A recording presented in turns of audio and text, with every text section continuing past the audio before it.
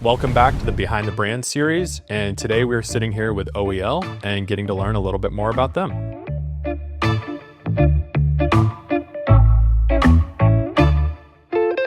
And today we're sitting here with Asa from OEL. Let's start at the beginning. How did OEL come to be? Well, we're a second generation business today. Our dad started the business in 1996. It was originally a telecommunication distribution company. So consumables, fish paper, fiber tags, stuff that you guys are very, very familiar with your background as well. We sort of just saw this kind of need over the years coming from distribution to this marketplace and learning about insulated tools and arc flash clothing and rubber gloves. And we sort of backed into it a little bit differently than probably a lot of people. We focus on really three core tenets, which is innovation, quality, and delivery. It's got to be innovative, right? It's got to have product that changes the market, right? Improves safety culture, but also maximizes production.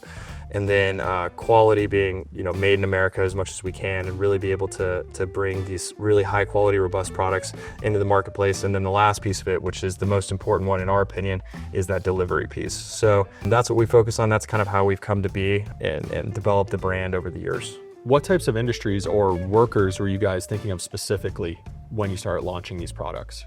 Yeah, I mean, the obvious answer is always sort of the electrical worker. What's interesting about that at this stage is as you look at power generation and energy development and just electrical exposure as kind of a broad idea, it used to just be this electrical worker, right? It was like, here's the electrical contractor, here's the subcontractors working with the utility companies, whatever it is. What we've watched is you get into like these EV markets now, you get into there's so much electrical exposure in the marketplace in a myriad of different scenarios.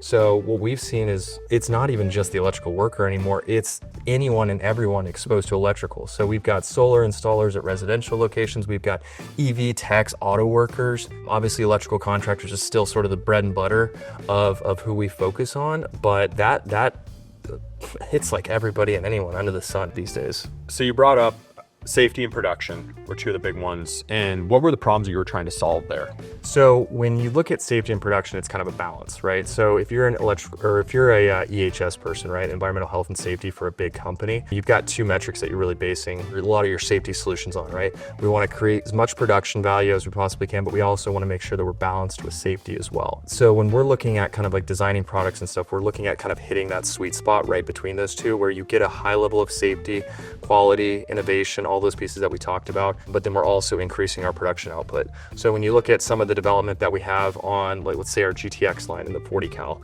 we want to make sure that things fit correctly. We want to make sure that it's optimizing their workflow. We're not creating more issues or timelines and stuff in front of them to do the work that they're supposed to do safely at the same time. So when we look at kind of like how do we build product and stuff, we're looking at those two metrics specifically and saying, how do we increase the relationship between those two things, not create a wider gap between the two. So you brought up the GTX line. What materials or technologies in the GTX line most excites you about that new product line? There's probably two things that get me the most excited. So one, it was kind of our first endeavor with, a lot of people are familiar with this brand Gore-Tex. So when we started working with them, what we got to experience was saying, how can we elevate the brand, right? People know Gore-Tex as being this really innovative company, right? Like there's a reason you spend $200 or $500 on a ski jacket or something like that, right? Because you know that there's technology baked into that you're really going to be investing into. We were kind of the same way. We wanted to really kind of figure out how do we create a product with them, especially, that can elevate the safety requirements, but also enable, again, that production value for the end user or the wearer of the garment. So when we looked at that, we're like, okay, we got windproof, we've got water resistance in this thing. You've got guys working in the elements, whether it's in a wind farm or a solar farm or something like that. Like these guys are exposed to a lot of potential elements. It's hot in these switchgear rooms or anything like that. So can we lower the fabric weight? Can we create this sort of like, product that can withstand multiple elements potentially too? And then the last piece of that was like the freedom of movement. So it's like people know traditional industrial workwear as being sort of clunky or just like not fitted well.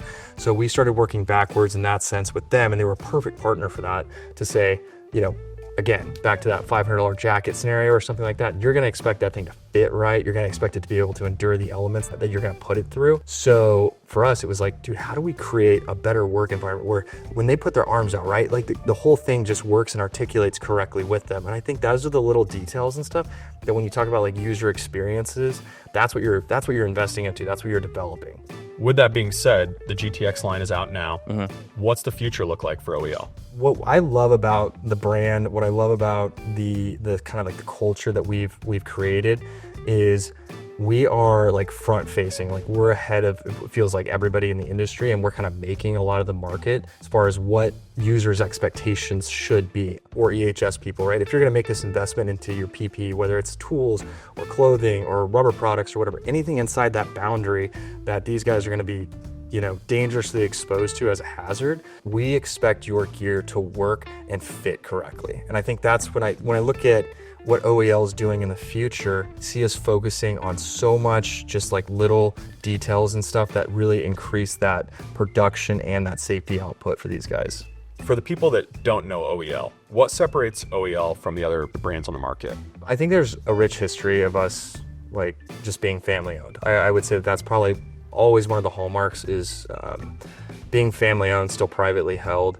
You know, it's me and two of my other brothers, right, that are still at the leadership positions of it. Like our dad started it. We truly like genuinely care and are so deeply vested in the marketplace. I mean, we're on a ton of different committees and things like that. So we focus so much of our time and attention, and our brand as a whole is like, it's not peripheral, right? It's not getting wide. Like this is our little niche that we do, and we try to get as deep as we possibly can in it and bring as much value to this industry and this marketplace. You know, we try to focus on like, this is what we do. We create electrical safety PPE. Our mission statement is to protect and preserve the electrical worker. And that means that we focus obsessively on that topic. Thank you, Asa, for the time today and getting to know more about OEL. If you'd like to learn more about OEL products, visit gme.com.